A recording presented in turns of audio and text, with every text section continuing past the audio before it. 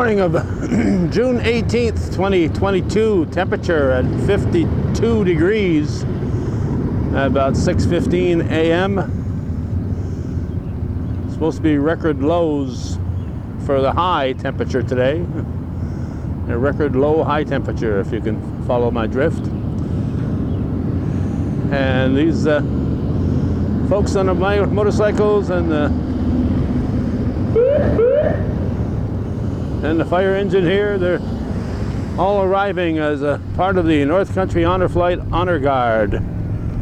We're at the U.S. Oval here, former Plattsburgh Air Force Base. So the latest two flights that are heading out today to bring veterans to Washington, D.C. to see the monuments there. And thus far we've been able to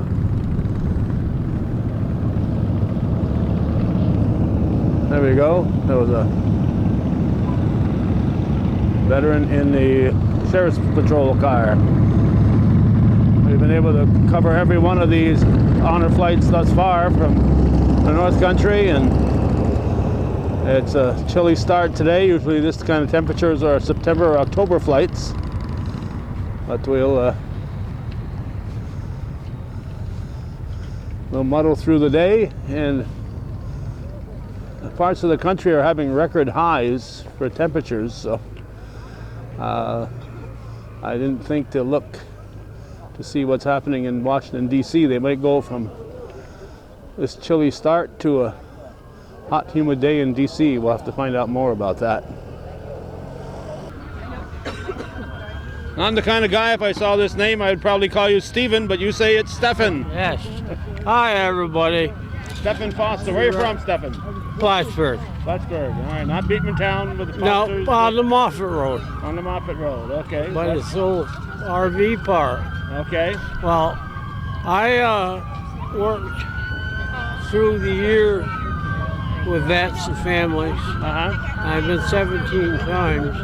And this is 18 times. When I was doing all the work, I did just the wall of Lincoln Memorial. It's first class flight. I enjoyed it. I'm talking to Kelly. Thank you. All right, so you went on the last honor flight. That's what you're telling us about. Yeah. Okay. Okay, that's what it's all about, getting these veterans out there to see the monuments, and it's a hectic, fun-filled day for them. I know at least 5 or 6 of the guys who are going today personally, including some good friends. And we got Kevin Triller helping this veteran out here, and coming in a state police car. They get their picture taken, and it's just a interesting day. You see a lot of people bundled up. They do have blankets for the veterans, because with the wind, we got a wind chill factor today, believe it or not, for June 18th, the day before Father's Day. Looks like my buddy Moose, Marshall Maynard, it looks like from here in the distance. I think I'm going to talk to this guy here. There's a guy with a camera. It says Moose on your jacket here. How come? I'll never tell. Otherwise known as Marshall Maynard. I see. Is your son Mick going to be your guide today? Yeah. I think I just saw a post on Facebook that he was going to. Yeah, he's gonna go with me and take care of me. Somebody has to. Yeah, you're right. My wife can't go, so he's gonna take her place. Okay, so it's going to be a chilly start. I don't know what the temperature is going to be in Washington. Have you paid attention? No. Because I know we got heat waves in part of the country. I can always take this off. Snowing down. Yeah. Oh, it's a troublemaker, huh? Yeah. All right, well, you want to go grab a seat there? We don't want to hold you Calvin. up. Good seeing you. Same here. Longtime friend, Marshall Moose Maynard.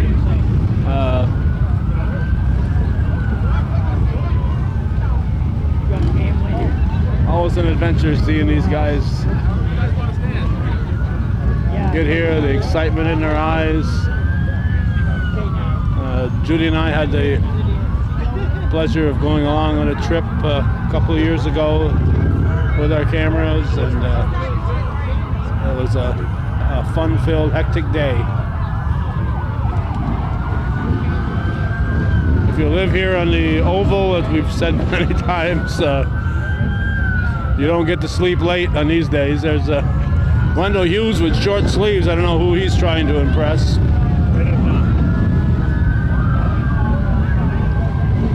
Essex County Sheriff's car.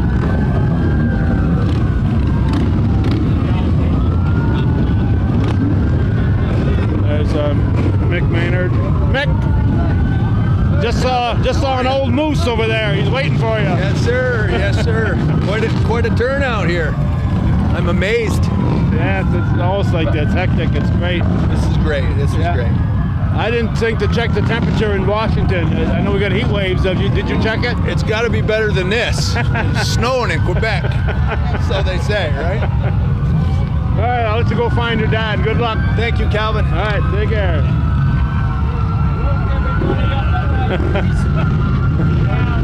Oh, looks like they got a couple of them in this one here. U.S. Customs and Border Patrol bringing those guys in. Plattsburgh City Fire Department, especially the police, Plattsburgh City Police.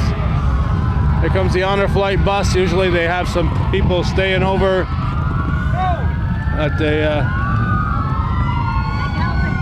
So that is Moose. That is Bob Musso that's on there. All right. All right. I saw Bob Musso on the list, and I didn't know if it was the Bob Musso that I knew, but I see some of his family members. Principal at Northeastern for a long time. Everybody else has got jackets on except this fella here. Short sleeves. Who are you impressing here, Wendell? You, sir. I'm not impressed. Oh, there's Dale Menard. Here comes the honor flight bus. Usually the out-of-towners, they'll put up for a night. There's Dave Basile helping out Wendell. So they'll pick them up at the local hotel and bring them here on the official Hometown Heroes honor flight bus. Long before those Hometown Hero banners, these Hometown Hero signs are on this bus. And speaking of those banners, they're double up around the Oval. Amazing. Those Hometown Hero banners are a great addition to every community.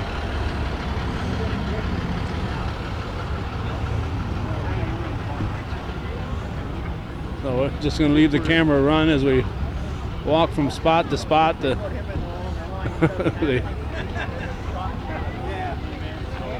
people involved in this are busy. Larry Ebert and Barry Finnegan's over this way. And one quick question, Barry. What's the temperature in Washington, D.C. going to be today? It's going to be a high of 74. Oh, that's not bad. It's going to be a perfect day. Because with the heat wave everywhere, I didn't know if they were going to go from this to... No, 68 degrees in the morning, going to 74, 75 in the afternoon. It's a perfect day. And sunny, that's the odd part. Oh. Yesterday was 96 degrees down there, 96. which would have affected us greatly. Yeah. So to get this kind of break in the weather, almost like somebody's helping us out here. I wish they'd help us a little bit here this morning. If the wind could die down, we'd be quite happy. But also, it's a plus. We get to wear our jackets, and I'll tell you what, it's a great group of looking people with all the jackets and the hats. And motorcycles are a little bit probably tingly in the fingers, I'll bet. Yes, but they're so hardcore, those guys. Yeah, but October it's not going to be any better than this, temperature-wise. And they all say the same thing, that those veterans didn't care what the weather was. They didn't have a choice in the matter. They went and did what they had to do. And these riders can do the same thing, and they stick to it. They're very dedicated. It's really quite awesome to watch that. It is, just great. It's certainly given me a new respect for motorcycle riders. It sure is. Those rough-looking, scruffy guys, and like they say, you ask who somebody is, and they'll say he's the old guy with the gray hair, the gray beard, and the black. It's like, yeah, right. that doesn't narrow it down any. No, great group of people. We're honored to have them. It just wouldn't be the same without them, that's for sure. We've had them every time. Oh my God, and all the law enforcement that gets involved, and we keep getting more. I see the Border Patrol cars are down here this morning, and last night to get to the hotel, we brought in one, the tribal police up in Canada, brought them down to the border, so it's growing, and more people want to get involved. So you got an import from Canada? Yeah, we had one guy was in the United States Army, ended up living up on the reservation up there, and him and his son are both going today, Mr. Montour. Oh, great. Yeah, and they're tickled pink to be here. So, yeah, great day. All right. Thanks. Let you get to work here, Barry. Oh, you bet. Larry Finnegan, the head of all this. There's Tom Hollick about to talk to Mike Cashman, the town supervisor. As we said, I know at least a half dozen of the folks who are going today, and it's even more special when you know some of the people that are going. They just got some more coffee. And it's amazing how big the crowd was last time we were here with these double flights. They had to go to the double flights because COVID interrupted some of these trips, and they had a big list, so they'll be sending a total of 120 this year. And it's not just people in Clinton County, obviously. It's the surrounding area. We get Vermonters.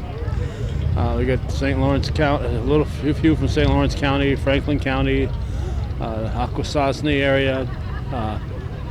So it's just another great turnout here on this June 18th, 2022. It's like Christmas morning. You don't know who's in there to unwrap the package. That's right, absolutely. Dana Duper, you're back. I'm back. I'm here.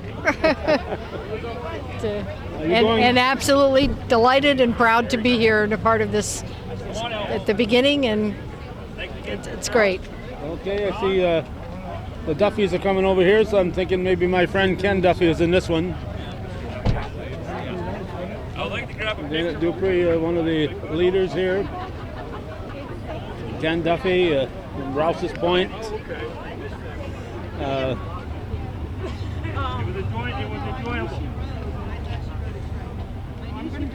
And Walt Dubuque in the back seat.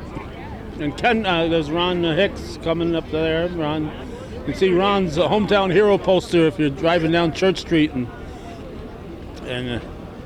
in Champlain. He's up at the top of the hill here. So here's a photo here for the Northern Tier folks. We good? Hey. All right, thank you. Ron Hicks, Walt Dubuque, and Ken Duffy. Oh yeah, we'll be around. Go straight. Well, thank you.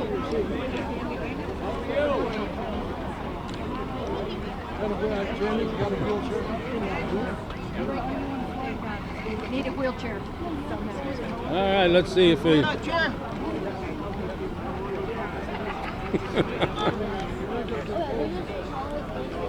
Hey, bud. Good morning, Walt. How you doing? Not too bad. Where you going? Going for a ride, they say. Hope it's a round trip. Oh, They're yeah. not gonna leave you there, are they? I just want to talk to my daughter. Yeah. What are you doing up here, Well, sir? I just came to, because I heard you were here. I had to come. I've never been to one of these before, but I heard you were going. Good. So. About time you got up here. Okay, I gotta go. Now you want to show me where to sit? Okay.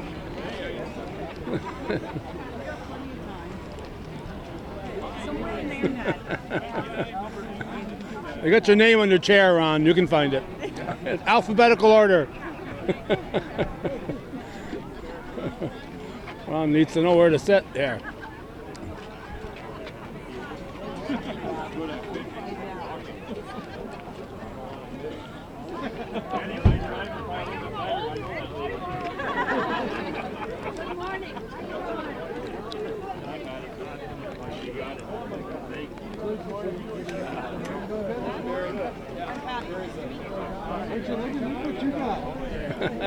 Morning, Ken. Cal, how are you? Good. Hope you have a good day down there. I hope so. I think we will. All right.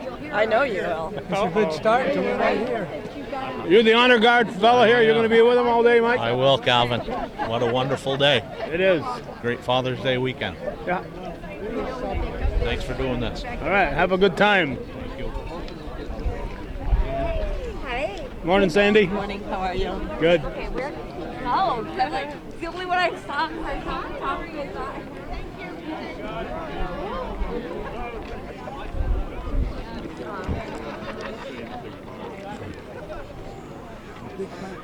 Kevin Triller and David Brown. Short sleeves, come on. Please, I got the jacket in the car. How's everything? Good. So you guys are here again today. Yes, sir, we are. Yep. Very nice thing that they do for all the veterans. Yeah. Very nice. Yep. I'll find my group here somewhere. They can't be too far. No, I think I see one of them over there. So There, yep. look for the guys with the short sleeves. The and white commander. shirts. There you go. Good to see you. Okay, Steve, take care. Steve LeBombard from the Sons of the Legion. Morning. Morning. Joe Ashline, not Joe, but Steve Ashline from the American Legion, Rouse's Point, 912. This crowd is getting bigger all the time, and we are still about 25 minutes before the opening ceremony begins. So this crowd will only get larger and deeper. many rows of spectators. American Legion Post 912 has been very much part of this, almost right from the very beginning. The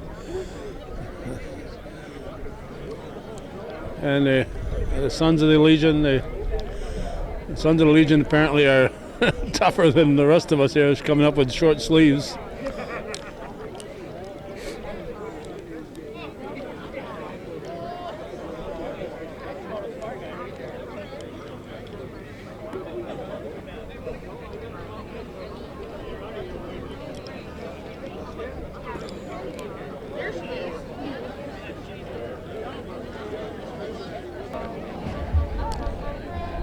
It's 7 o'clock. We're hearing the bugle play. Reveille. Time to rise and shine. Mr. Legislator. How you doing there, Mr. Little Templio? The flag going up. Flag's going up, sir. That's our flag. American Legion Post 912 and Sons of the Legion.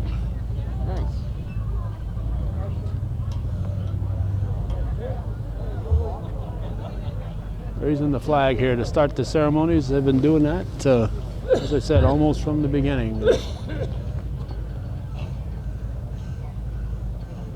a color guard over that away with the rifles.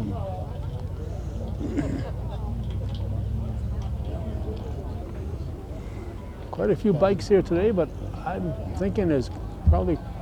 Good morning, everyone, and welcome to Honor Flight 38 and 39. All right, 38 and 39. Barry Finnegan. When these veterans return back home tonight, we'll have sent 585 North Country veterans on a trip of a lifetime. So, All right, so we'll hit over 600 in I September. want to thank everybody for coming out this morning on not what some consider a perfect day. We got to let you know that this is by design, because when it's a little bit cooler like this, and all our veterans get to wear the jackets that are over their shirts and their hats, they are the best looking honor flight in the country. All right. Who could argue that, huh? All right, let's look at these guys here. Want to give a big shout out to our flight leaders for today. Valerie DeCombe and Kevin Triller have done a remarkable job in setting up this flight and getting these all ready. Okay, Kevin Triller is going to be a flight leader. Good to hear And it that. hasn't been easy. There's been some changes. Unfortunately, COVID still lurks, and we actually lost 3 people due to COVID. That they're going to end up going in September, but it's still a factor that we've got to deal with. So to try to keep everybody safe and do what we need to do to protect our veterans, that's what we had to do. So we appreciate everybody's patience with the changes, especially our airline. They've been great to us. Want to remind everybody that the breakfast over at the West Side Ballroom for everybody here is going on right after the parade over to the airport. It's $13. That includes tax and gratuity. So if anybody's got time to stop in, it's a great buffet breakfast. Want to also announce that today, over at the Tomb of the Unknown Soldier on the Old Post Cemetery, a lot of people don't realize that. The oldest tomb of the unknown soldier is right here in Plattsburgh, New York, right over there at the Old Post Cemetery. That's being rededicated today at 3 o'clock. If you want to see something special, it'd be a good place to be this afternoon if you have the time to be there. Once again, I want to thank everybody for coming out this morning. We're looking forward to a great day, and I want to introduce you to your Master of Ceremonies, Mr. Tom Howlett from Mountain Lake PBS. Thank you, Barry. Good morning, everyone. Great to see everyone. We're going to have a great day this morning. We're going to get things started with the national anthem. I'd like to introduce Rachel Rebus from Northeastern Clinton Central School. She is going to get everybody warmed up with our national anthem this morning. Always does a great job.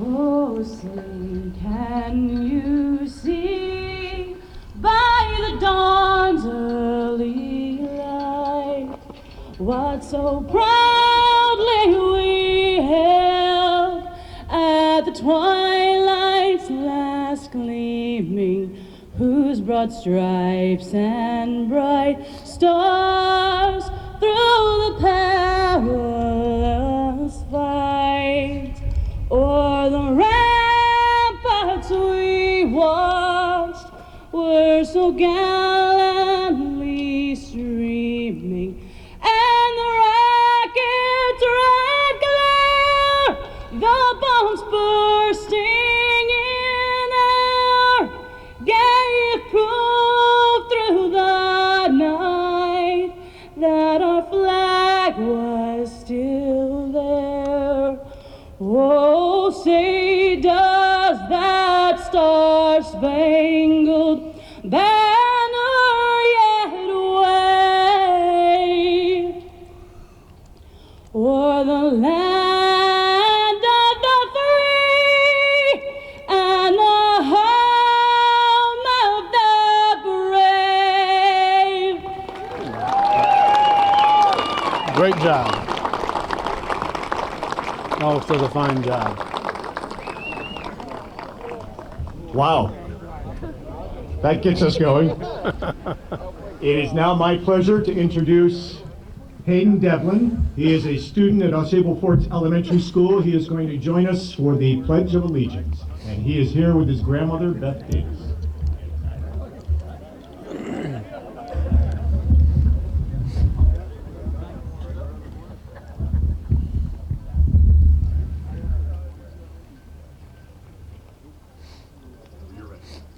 I pledge allegiance to the flag of the United States of America and to the republic for which it stands, one nation, under God, indivisible, with liberty and justice for all.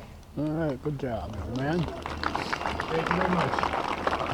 By the way, everyone, Hayden is a great fundraiser for Enough Country Honor Flight. Rachel? He and some other students just a few weeks ago raised $3,800. Students at Osable Forts Elementary School, Keysville Elementary School. They auctioned off a hockey puck that was signed by Jim Craig, the U.S. Olympic goalie from 1980. And Hayden also a few years ago started by selling lemonade at Union Falls and raising more than $50 that he donated to Honor Flight when he was 9 years old.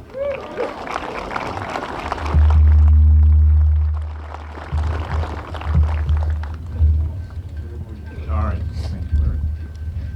I would now like to introduce some of the special guests who are here with us today. First of all, New York Assemblyman Billy Jones from the 115th District. City of Plattsburgh Mayor Chris Rosenquist is with us. Town of Plattsburgh Supervisor Michael Cashman is here. Clinton County legislators Wendell Hughes, Dave Bizzaio, and of course Calvin Castine is here with us as well. And now what has become a special part of this ceremony every single time, it is my pleasure to welcome Morrisonville Elementary School and their choir for the singing of Red, White, and Blue under the direction of Heidi Glover. Welcome. This never gets old.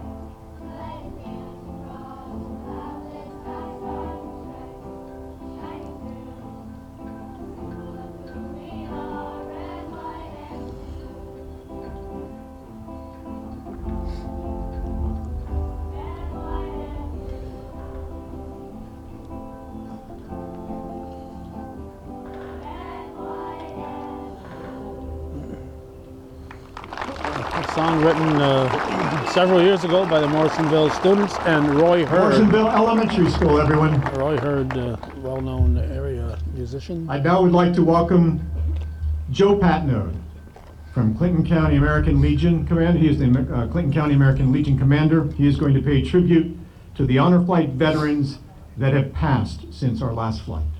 Joe? Morning.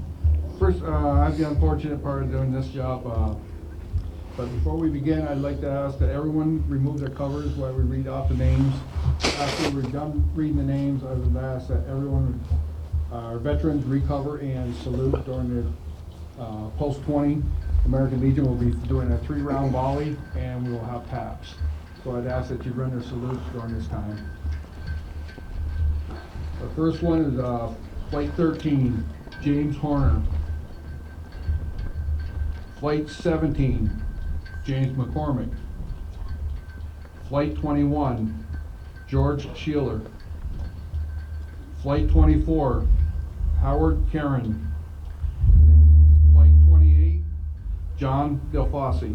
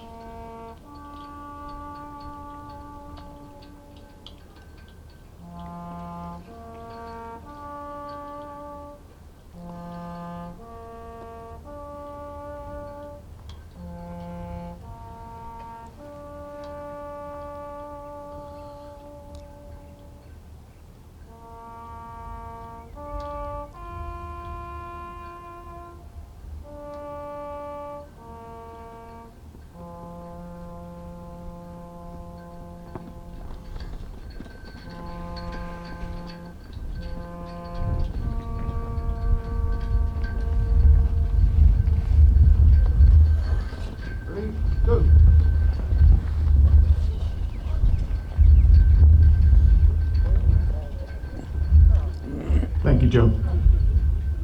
Please welcome Mike Farrow now for our closing prayer.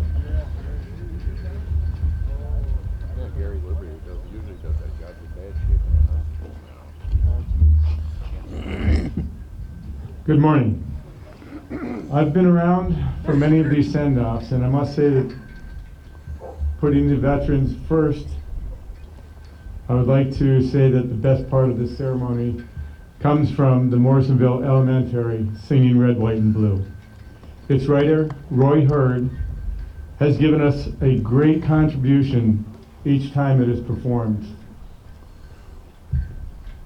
And similarly, Heidi, could you please step forward with your class so that we can all give them a round of applause.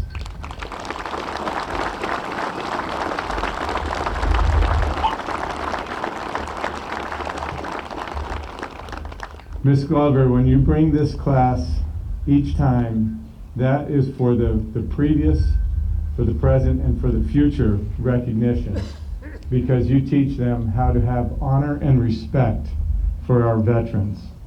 So I went a little off script here, but we want to thank you very much. It's always a treasure to have you here.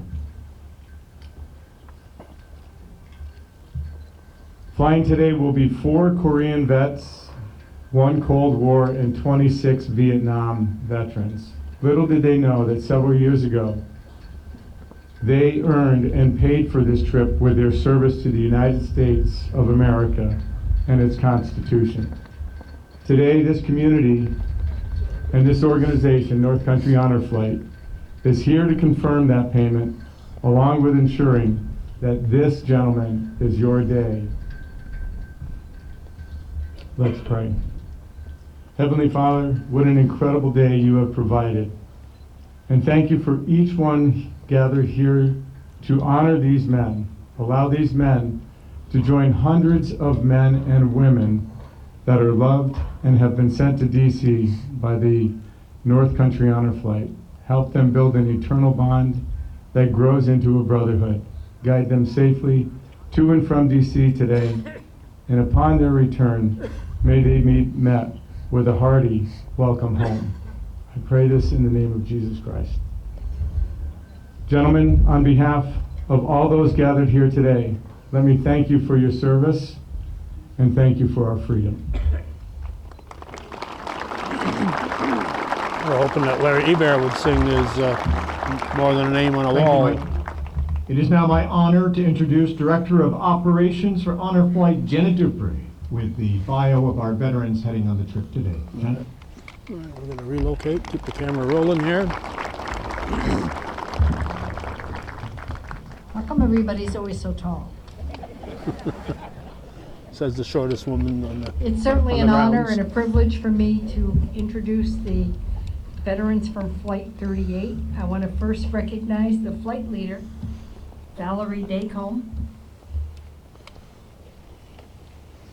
Before we start, and I'm going to go a little off script, I want to, because they're not going to hear it when they get on the bus, I want to wish a happy Father's Day to every one of these veterans and all of you dads out here in the crowd who have a great day tomorrow.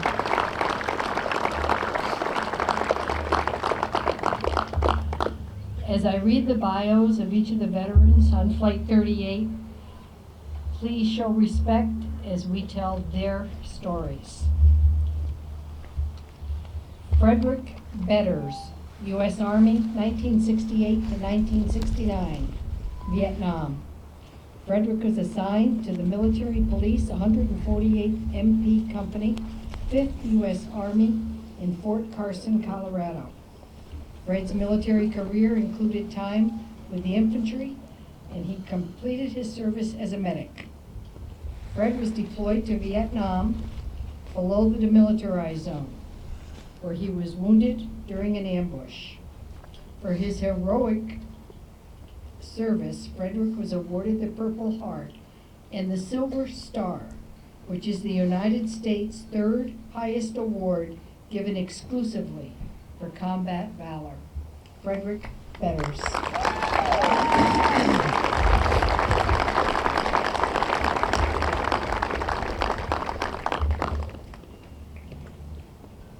Richard Darr, U.S. Army, 1966-1972, Vietnam.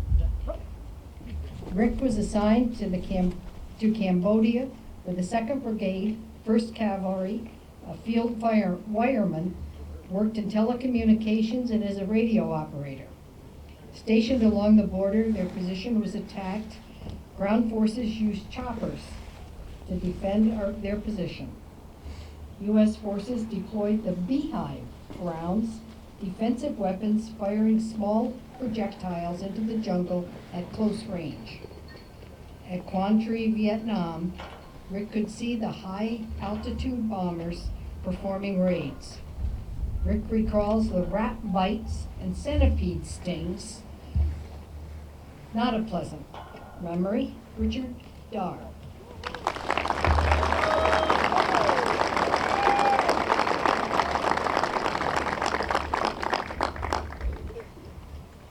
Walter Dubuque, Jr., U.S. Marine Corps, 1956 to 1962, Vietnam. Army National Guard, 1962 to 1999. Walter began as a rifleman, serving active duty at the Non-Commissioned Officers Leadership School. He then joined the 2nd Marine Division Fleet Marine Force. Leaving the Marines, Walter enlisted in the Vermont Army National Guard. Taking extensive medical training, Walter served as an Army medic. His training and skills provided Walter the knowledge to save the life of a soldier who had consumed a controlled substance. With Army Criminal Investigative Division and military police, Walter assisted in the investigation, the arrest, and security of the contraband. Walter Dubuque, Jr. And his daughter Amanda. Kenneth Duffy, U.S. Navy, 1963 to 1967, Vietnam. Ken enlisted, completed basic training, and was sent to Vietnam. Aboard the USS Kabira, CAG-2, a guided missile cruiser, Ken served 3 tours of duty as the ship cruised the coastal waters. When the U.S. Navy's ground radar units were knocked out by Viet Cong, the Canberry was called upon to provide all the radar for air defense. The ship was shelled while in the Gulf of Tonkin, and they also traveled to the Philippines. Leaving the Navy, Ken took a lovely young lady, Sandy, out to dinner, and they are still happily married 54 years later. Kenneth Duffy.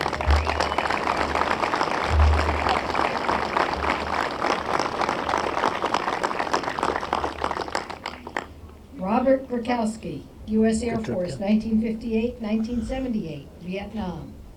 Bob was a combat defense security policeman who traveled throughout the world. He was stationed in Plattsburgh, Rome, New York, Bergstrom, Texas, Loring, Maine, the Kingdom of Libya, coast of Tripoli for 18 months, Korea, and Vietnam. For service members overseas, mail call often is their only connection to family back home. While in Vietnam, Bob and his wife were 3 months without receiving any mail or communication between them. Morale was low. After 20 years of service, Bob retired from the 380th Bombardment Wing Supply Squadron, Plattsburgh Air Force Base. Robert Grakowski.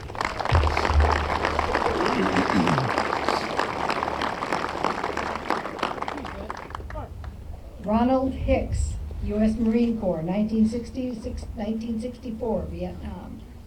Assigned to 1st Landing Support Company, 2nd Service Battalion, 2nd Marine Division, Ron was a shore partyman whose duties included unloading ammunition, equipment, food, and other supplies off beaches to supply amphibious landings. Ron traveled extensively, including Japan, France, Spain, Greece, Philippines. In Sardinia, France, a young lieutenant ordered 10 Marines to push a beached landing craft into the water. A Marine commandeered a bulldozer and pushed the 10-ton vessel off the beach. Quick thinking. Ronald Hicks. Daughter Kathleen.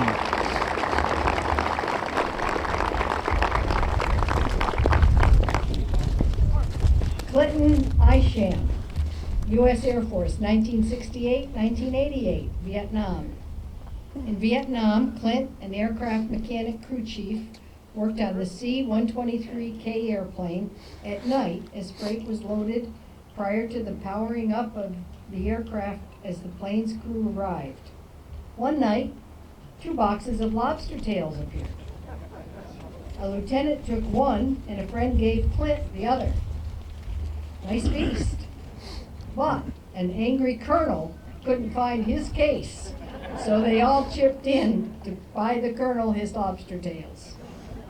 After 5 years on alert in Alaska, Clinton arrived at Plattsburgh. An officer asked Clint to go on alert for 2 weeks.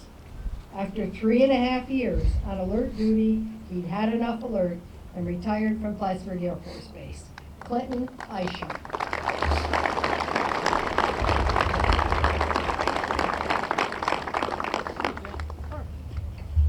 James Labounty, U.S. Marine Corps, 1965-1969, Vietnam.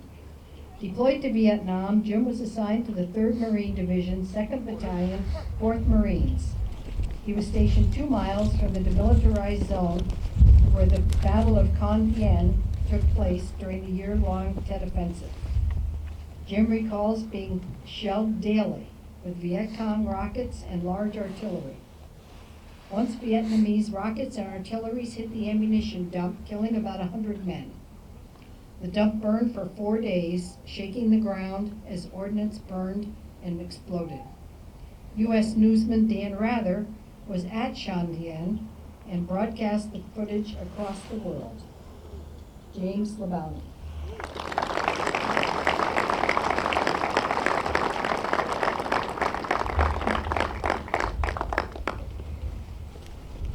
Charles Lashway, U.S. Marine Corps, 1968-1971, Vietnam. An aircraft fire rescue man, Charles was ordered to Vietnam, but was diverted to Okinawa, assigned to a helicopter support group. Completing his training, Charles became an instructor teaching firefighting and crash rescue. During his tour, he was placed in an aircraft ejection seat, skyrocketed upward, powered by a 5mm cannon shell, abruptly stopping at the end of the ride. Charles and his Marine brother got together for much-needed rest and recuperation in Okinawa, a proud family of U.S. Marines. Charles Lashway.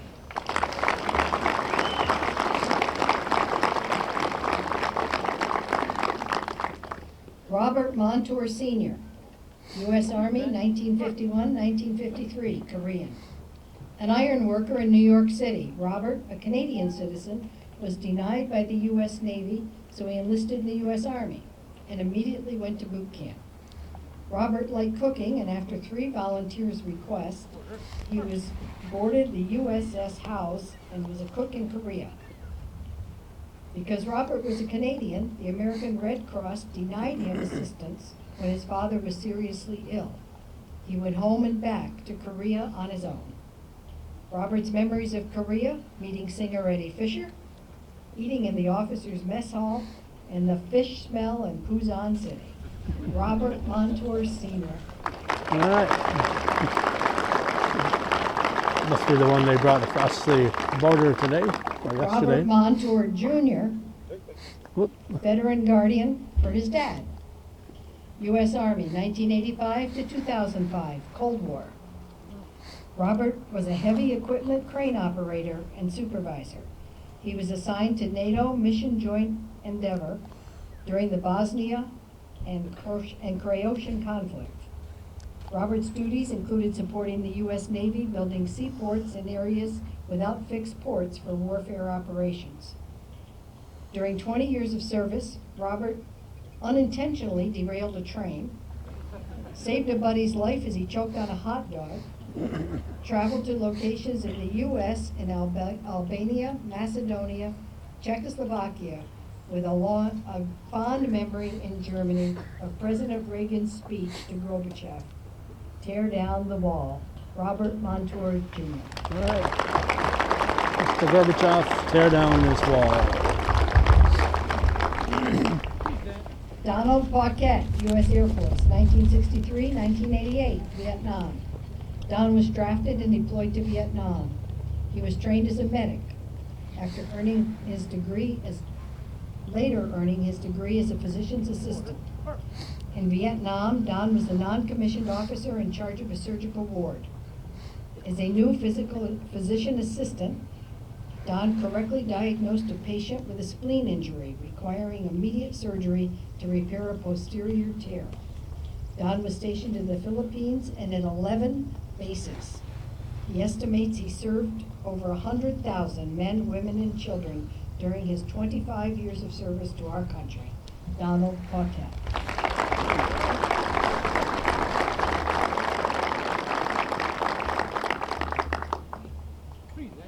Edward Rice Jr., U.S. Navy, 1967-1969, Vietnam.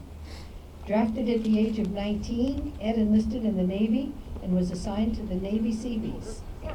Ed was deployed to Okinawa and later in Quang Tri, Vietnam. Upon landing at this base near the demilitarized zone, they were attacked by long-range artillery. Ed was part of a 1,000-man advance force responsible for building, plumbing, and concrete work. He was also assigned to stop enemy river traffic in the pitch-black darkness of night. Ed gave candy to the children from his sea rations. The kids told Ed, "If the streets are empty, you must hide because the Viet Cong are close." Edward Rice, Jr.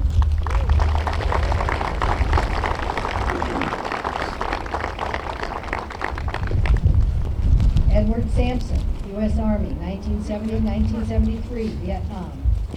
Ed received training as a Morse interceptor and radio intelligence operator. He was assigned to the Army Security Agency 7th Radio Search Field Station, Phu Duong, Thailand.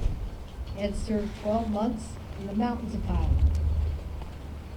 Intercepting enemy messages and communications, Ed had a unique living accommodation as he was allowed to live off the military station. He hung out among the Buddhist monks who readily accepted him. He enjoyed their bonfire and fresh cooked corn. Edward Sampson.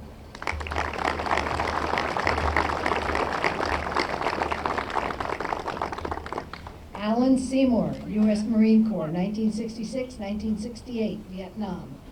With a group of Plattsburgh buddies, Alan joined the Marines. After basic training, he was assigned to a vehicle operation, motor transport, and volunteered for Vietnam.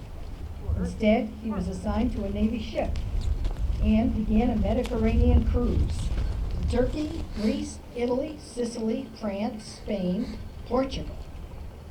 Alan said the Mediterranean area was beautiful country and people. In Italy, he saw Pope Paul II. He then spent 4 months in the Caribbean. Alan's time in the Marines allowed him to see the world, something he could not have afforded to do as a civilian. Alan said Marines stick together and, quote, protect your brother. Alan Seymour. Quote, don't move, Alan. Quote. Gerald Seymour, veteran guardian for his brother Alan. U.S. Marine Corps, 1961-1964, Vietnam. After basic training at Parris Island and Navy School, Tennessee, Gerald was an aircraft mechanic. He was assigned to Iwakuni, Japan, just south of Hiroshima. Jerry did 2 tours in Vietnam with the Marine Force 7th Fleet Marine Repair Squad. Switching bases, Jerry traveled around Japan before volunteering again for Vietnam, but he was sent to Quantico, Virginia, assigned to Station Operations Engineer Squad. On leave for a weekend, required to wear his uniform, Jerry was in Mississippi sitting on a bench. A young woman dressed like a Southern belle sat down and said, "Hey, Marine, where are you from?" Jerry said, "New York." She turned and ran away. Don't take it personally. Gerald Seymour.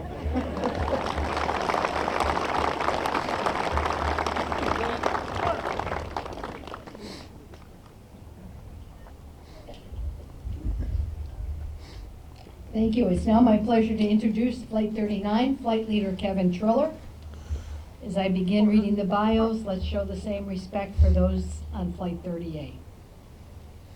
Patrick Augustus, U.S. Army, 1970-1973, Vietnam. After enlistment, Pat went to Vietnam as a teletype and Morse code operator. Serving with the Army's 101st Air Cavalry, Pat was stationed with the 175th Radio Research Field Station in Saigon. Pat was on duty in the base when Viet Cong mortar attacks took place. He said the exploding mortar rounds were a noise forever embedded in every soldier's brain. Following his Vietnam tour, Pat enlisted in the U.S. Navy Reserve Seabees for 17 years. He later returned to the U.S. Army from 1992 to 2000. Quite a testament of career changes. Patrick Augustus.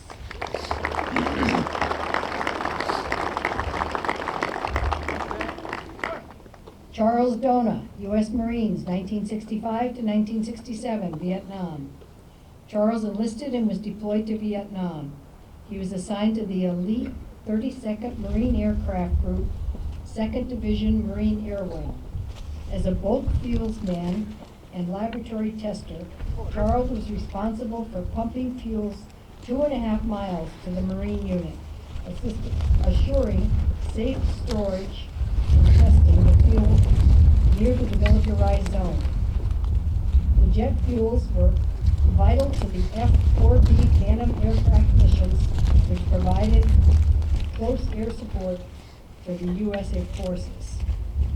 The fuels powered the Deuce 6x6 vehicles, Jeeps, and armored vehicles. I want to add a side note. Charlie and I graduated together from the Crew Central School. Charles Dona.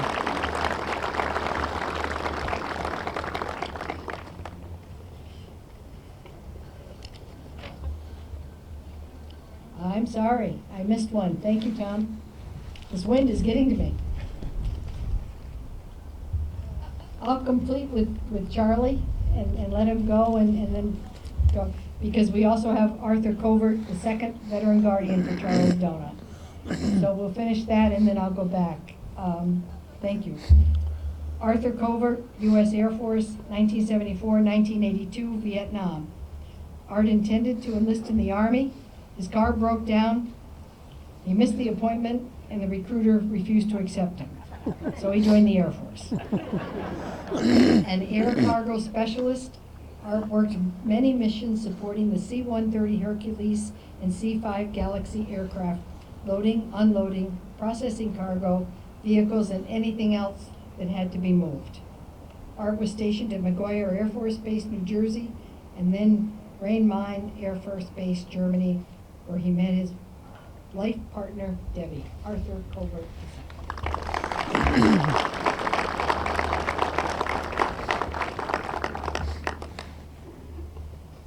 And with my apologies to Ralph Cudworth, U.S. Army, 1968 to 1970, Vietnam.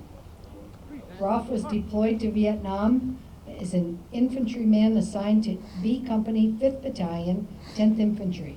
He was stationed near Saigon for a year. Ralph was wounded in the line of duty and hospitalized with his injuries. For his valor, Ralph received the Purple Heart. Back home, his parents placed an article in the newspaper requesting people to write to Ralph as he recovered overseas.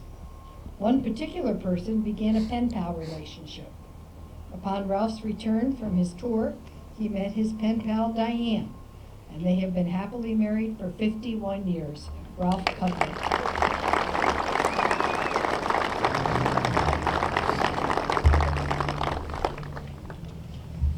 Gary Linter, U.S. Army, 1959 to 1964. Vietnam. Stationed at Clark Air Base, Philippines, Gary was a high-speed interceptor operator in voice and Morse code. He worked in a cinder block building in the middle of a 15-acre antenna field. The field grew from 75 to over 250 intercept operators. Under the direction of the National Security Agency, they forwarded intercepts to Hawaii and the United States. On a time-off visit, Gary discovered Aboriginal people who were topless, wearing loincloths, and considered to be headhunters. Always up for a challenge, flying on a military aircraft, Gary was sitting on a crate, didn't know what was in it, and he wasn't about to ask. Gary Flintner.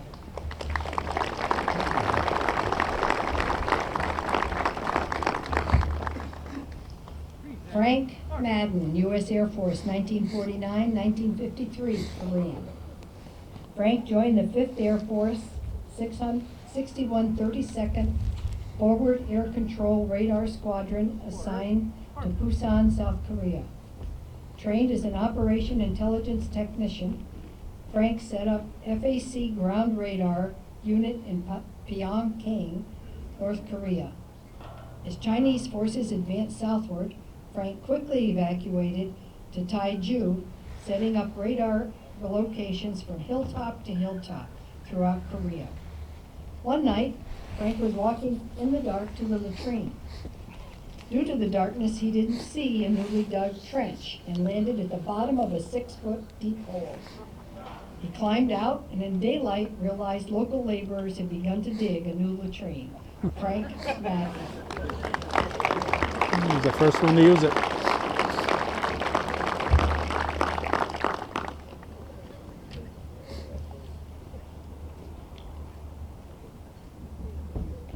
Dennis Mason Sr., U.S. Navy, 1967-1971, Vietnam. Dennis trained in electronic fire control systems. He was assigned aboard the aircraft carriers USS Constellation, CVA-64, and the USS Forstall, C-58-59. The Navy provided Dennis with opportunities to cruise in the Mediterranean off the coast of Greece, Japan, Hong Kong, Philippines, and for 9 months in the waters around Vietnam. Dennis witnessed an onboard crash off the flight deck. A pilot was ejected from his aircraft and fortunately had a safe recovery. Dennis has fond memories of rest and recuperation time in Hawaii. Dennis Mason Sr.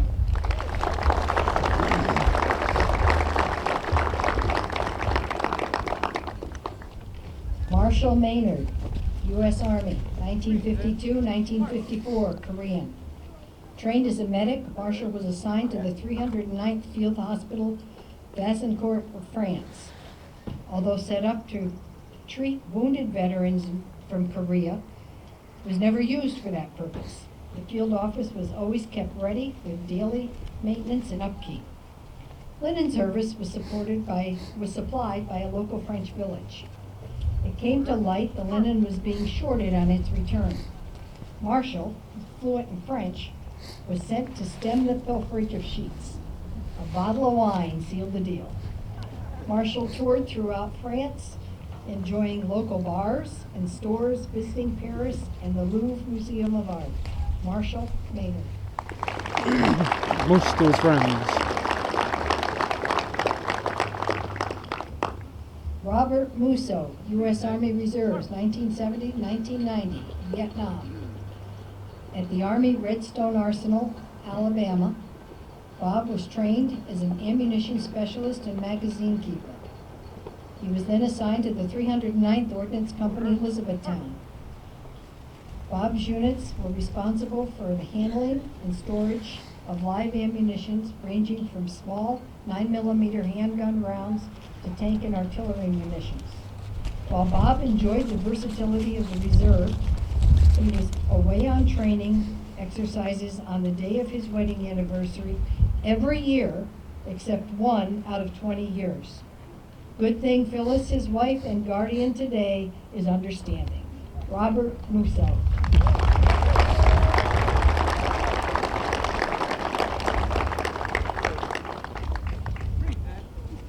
Robert Newruther, U.S. Air Force, 1960 to 1980, Vietnam. Bob was trained in automated flight control and instrument systems. He specialized on several aircraft types: B-52 Flying Fortress, 130 Hercules, KC-135 in-flight fueling aircraft, swing-wing F-111 bomber. In a remote area in the Philippines, Bob maintained aircrafts coming and going into Vietnam. too often casket-laden aircraft landed on their way stateside. Assigned to Reese Air Force Base, Texas, Bob worked at Cessna T-37 and Tu-38 pilot training aircraft. His family enjoyed Texas, but their last stop was Plattsburgh Air Force Base, which Bob and Carol call home. Robert Newruther.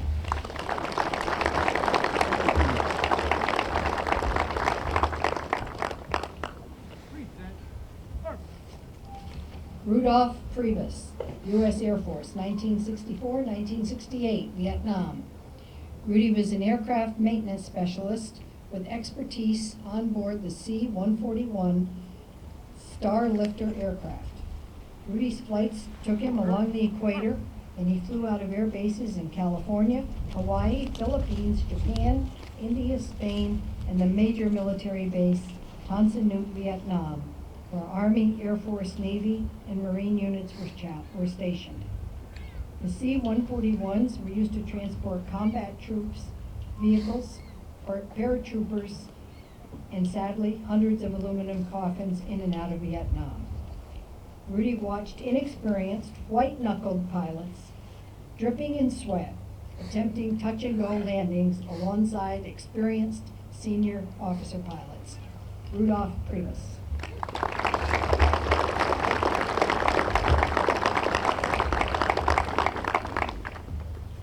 James Rogers III, U.S. Army, 1951-1953, Korean. Jim was assigned to the Army Signal Corps stationed in Korea as a cryptographer. For decades, spies had written their encoded messages in groups of 5 letters. Jim's assignment was to send encrypted radio messages using 5-letter code groups to prevent classified information from falling into enemy hands. He used an encryption technique that nobody could crack. Jim and his co-workers liked to prank new arrivals into thinking they were going on special missions and parachuting into action to achieve their mission. James Rogers III.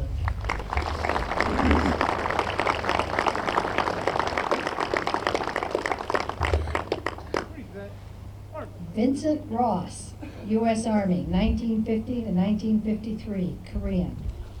The Korean War was proclaimed on June 25, 1950, and the next day, Vincent and his best buddy Sullen enlisted. Vincent was an infantryman. In 1953, he was shot by a Chinese sniper who was hiding in a treetop. Vincent was evacuated to a hospital in Japan. The location of the bullet was deemed inoperable, and it's still in his spine.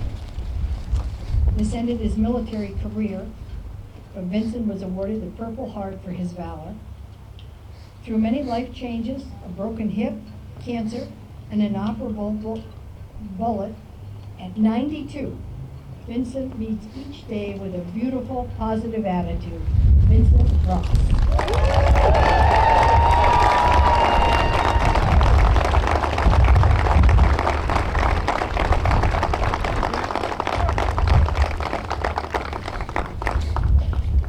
Larry Scott, U.S. Air Force, 1964-1968, Vietnam. Assigned to Vietnam, Larry, a telephone switch equipment repair and installment essential worker, flew as Priority 2. Throughout Vietnam, he installed and maintained telephone equipment, replacing old, outdated equipment. In Da Nang, installers competed to achieve the impossible, taking only 2 weeks to install an all-new switchboard system, a job that should have taken months. Larry is proud of time spent working on an orphanage, and he still carries photos of the Vietnamese children in his wallet. A civilian 35 years later, Larry pulled the plug, shutting down the Plattsburgh Air Force Base communications as the base closed. Larry Scott.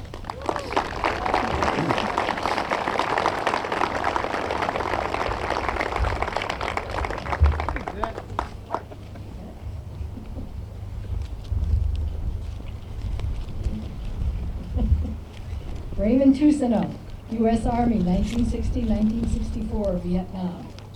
Ray was drafted and assigned to the 12th Cavalry, 5th Army. He was deployed to Korea as an intermediate speed radio operator. Ray said he never saw a radio and instead operated telephone switchboards for 13 months just outside of Osan, Korea. Ray was next assigned as a driver for the commander of the 2nd Engineering Battalion. In addition, he was the driver for the chaplain and became the chaplain's assistant for his remaining 10 months. Leaving Korea, Ray was separated from the Army at Fort Carson, Colorado. Raymond Tousineau.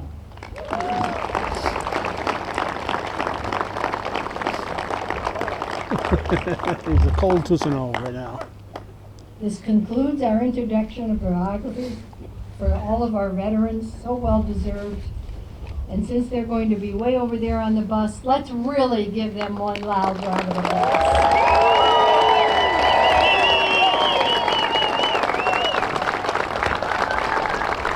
This is what they've been marching by here.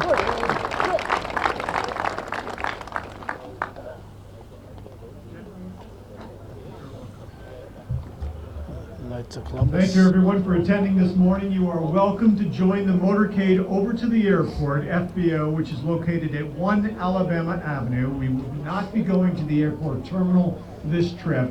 As the procession circles the parking lot, the buses are going to peel off to enter into Nose Dock 1 hangar. This time around, there will be limited views of the veterans boarding the aircraft. But a reminder that the West Side Ballroom is holding a buffet breakfast for $13 for all attendees of the honor flight. That sounds good right about now, doesn't it? A hot breakfast. And remember, tonight at 8:30, around 8:30, our veterans will be returning home from their day in Washington. The reception is planned for right back here at the U.S. Oval. We hope you can make it back here to provide them with a warm welcome home after their memorable day. Thank you very much for coming this morning and attending. We'll look forward to seeing you in September. Sounds like a song. I'm sure we've had cooler mornings for some of these send-offs. In fact, I remember the very first one and that very chilly trip down to Albany where the first flight went out of. Since that first one, they've been coming out of here, out of Plattsburgh. But I think because it's middle of June, even though we may have dressed a little bit warmer than we did yesterday, I think we're just not dressed like we would if it was the fall, because we would already have our heavier jackets and gloves and stuff in our repertoire of what we're wearing. So I had several people tell me that they felt this is one of the coldest send-offs we've had, and it very well could be. So as usual, we'll try to get the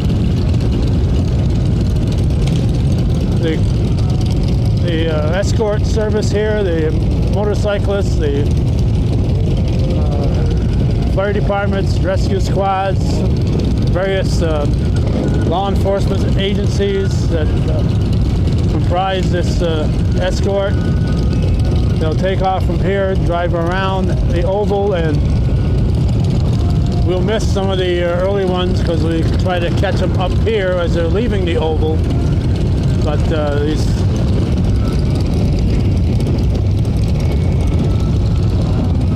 oh great, I got cars that I'm gonna have to cross the road here, I guess. Well, as I was saying, I'll get the escort as they're leaving here, and then try to race to get as many of them as I can when they come off the Oval, and that's how we'll end the program. But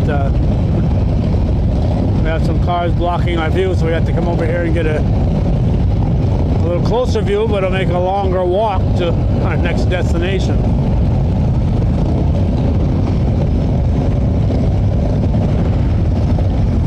Amazing number of bikers who show up to take part in this from throughout the Northeast.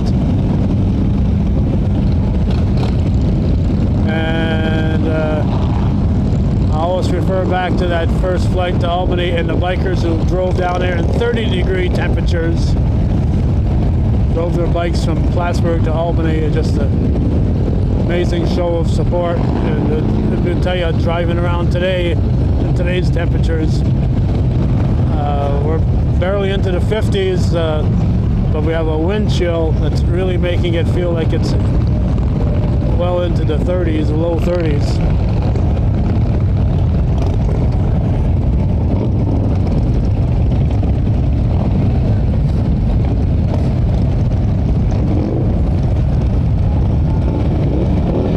A great round of applause for all the people who helped support this North Country Honor Flight. They're always looking for more people to step up and help out. If you're interested in becoming part of this organization, just go to their Facebook page, New North Country Honor Flight, and contact them there. So that's a New North Country Honor Flight, and you'll be able to find out more about how you can get involved. You don't have to own a motorcycle to help out.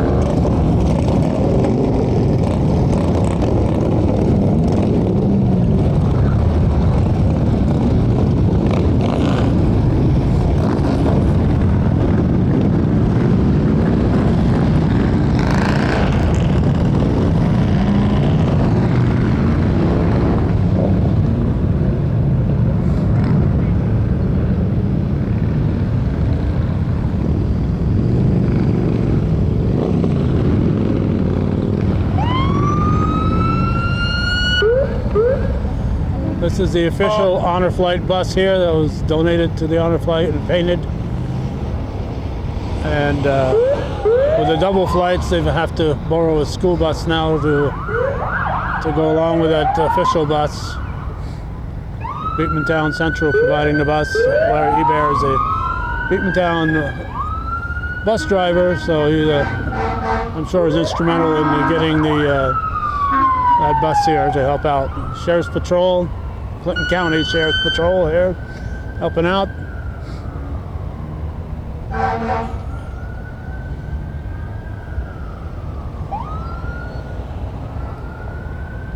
Customs and Border Protection. People sneaking in between the law enforcement vehicles. Let the state police take their position here, folks. Plattsburgh City Police, Essex County Sheriff's Department, more Customs and Border Protection. And as we can see, the front of that escort has already made it around the oval. So we're going to actually keep the camera rolling here as we walk toward the other end of the oval here, and we'll try to catch them as they're coming off. So every time we have one of these, it seems that the entourage gets longer and longer, so you'll have to put up with my bouncing camera here as we walk in this direction. Nice job as always. Had the American Legion, the Sons of the Legion. We had Knights of Columbus here. Their 4th degree honor guard was here. A lot of every military branch is represented by the people standing there giving salutes as they enter their buses.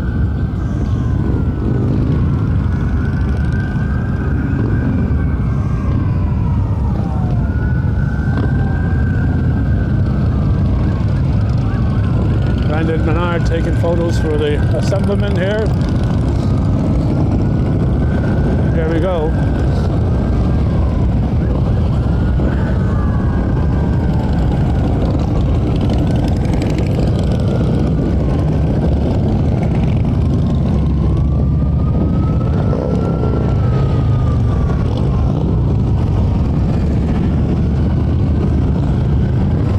It was always a pleasure for Judy, my wife Judy, and I to come to these and show our respect and wish them well.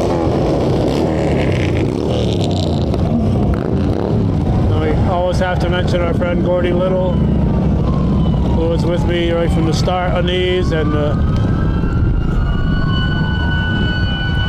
rarely missed one. If he was in town, he was at here, and until his passing in 2016.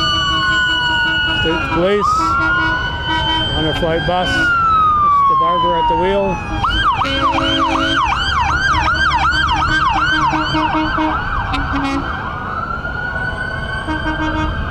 Another honor flight bus.